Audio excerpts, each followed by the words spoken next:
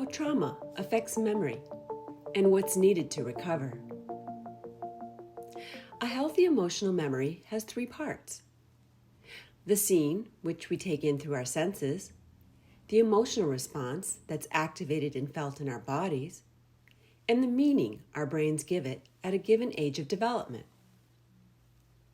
Imagine a healthy emotional memory like a stool with three legs.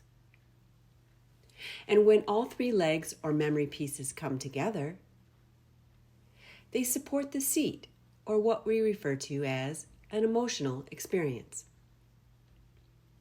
There's also a brain area that packages these three memory pieces together as an integrated whole. Integration in this case just means the connection of separate pieces. This brain area also puts a type of timeline stamp on the memory package that helps us recognize it later as from the past. As example, this is why if you celebrated something like a birthday or got married on a beach, and 10 years later you're on a different beach and you get this amazing feeling run through your body, you just nod and smile because you know the reason. You know you're reliving that happy beach moment from the past because your brain was able to put that timeline stamp or identifier on it when it was first created. However, research has shown that high amounts of stress hormones or their prolonged activation can shut down that brain area, which means the three memory pieces don't get packaged together and they don't get that timeline stamp on it. And the prolonged stressful emotional experience that shuts down this brain area could be anything unexpected or new that doesn't get soothed quickly or helped to process. And as you can imagine, if you're a child who hasn't experienced a lot of things in your life yet, that can include a lot of experiences. So an emotionally intense experience can become traumatic if the emotional experience was too intense or occurred for too long without someone soothing the body back to calm, the child didn't get help to make sense of or create a comprehensive meaning about the situation, and the three parts of the emotional experience didn't get packaged as a whole memory with its timeline stamp on it.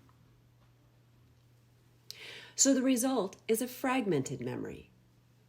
Or said another way, the three memory pieces from the experience get stored separately, without connection to each other, and without its timeline stamp, which means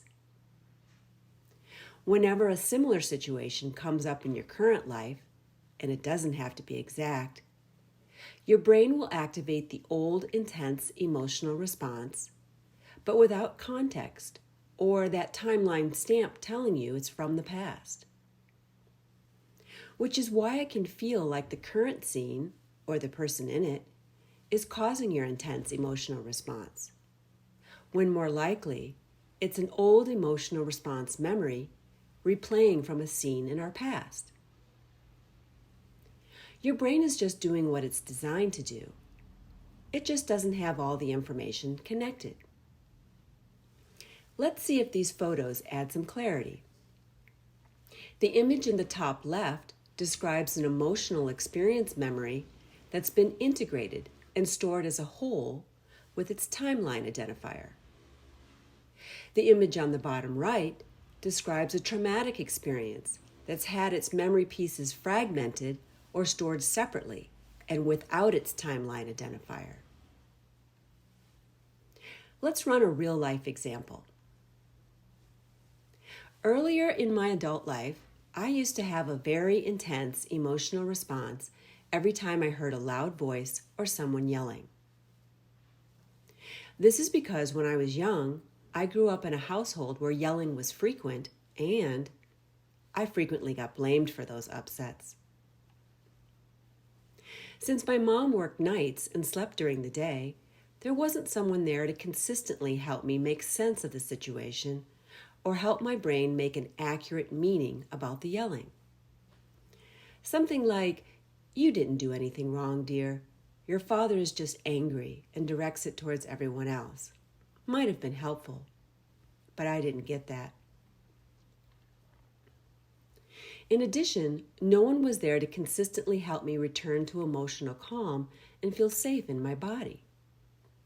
So over time, I grew up with an inaccurate child-created meaning memory associated with yelling. My emotional response didn't learn to quickly return to safe calm in my body. And so, because that stressful emotional experience happened intensely and frequently, my brain didn't package it together with the original scene, an accurate meaning, or its timeline stamp, which would help me recognize it later as from the past. So I had a fragmented emotional memory, or 3 pieces of memory that were separated from each other. The scene memory, the yelling. A child-created meaning memory, it's my fault. And an intense emotional response memory without a timeline stamp on it.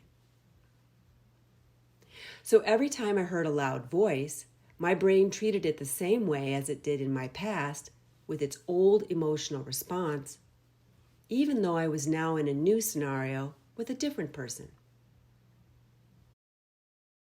The reason that can be a problem is because our emotional response can drive our behavior if we're not paying attention.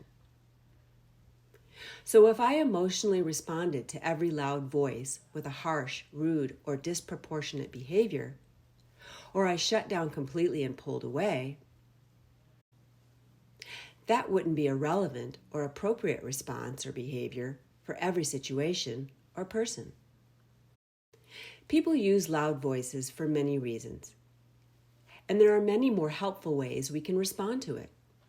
Plus, until I healed and integrated that memory, until I refined and differentiated that emotional response, and until I updated that child-created meaning memory, I was dependent on quiet situations and quiet people in order to function at my best.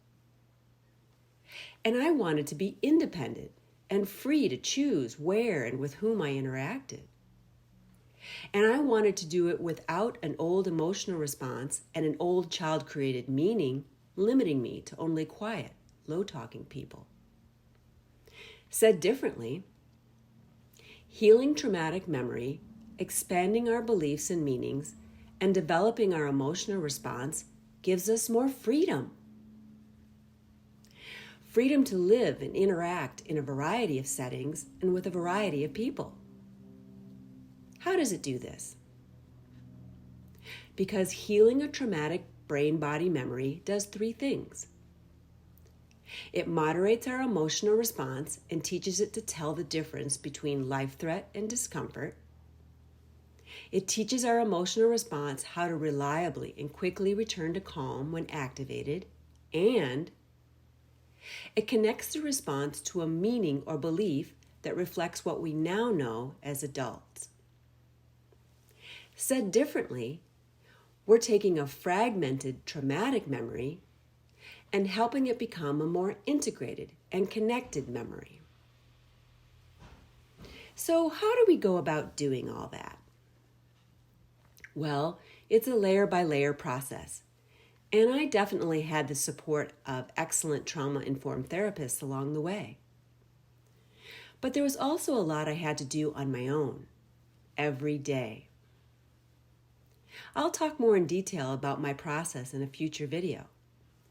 But I bet from what we've covered here today, you can start to figure out the basics of what healing traumatic brain-body memory includes. Identifying the original scene memory, developing the emotional response in your body, updating or expanding the meaning in your mind, and then connecting them all together. Said differently, we're helping our brain and body organize and make sense of the past so we can enjoy more of our present life. You can do that. If you wonder if, or know that, a traumatic mind-body memory is impacting your own adult life, I recommend you begin by finding a trauma-informed practitioner who offers both cognitive, top-down, and body-based, bottom-up healing. And if they don't offer you a daily program of their own to do in between your sessions, you can also supplement your work with one of our community classes. All of our classes are either free or low cost, so more people can access them. And 100% of all online class contribution goes into our Wellness Assistance Grant, which we award annually. You can find out more about that by scanning here, or go to classes on our website at www.humaninfusionproject.com. I hope this class was helpful, and please reach out for professional therapeutic support if you need it. See you in class.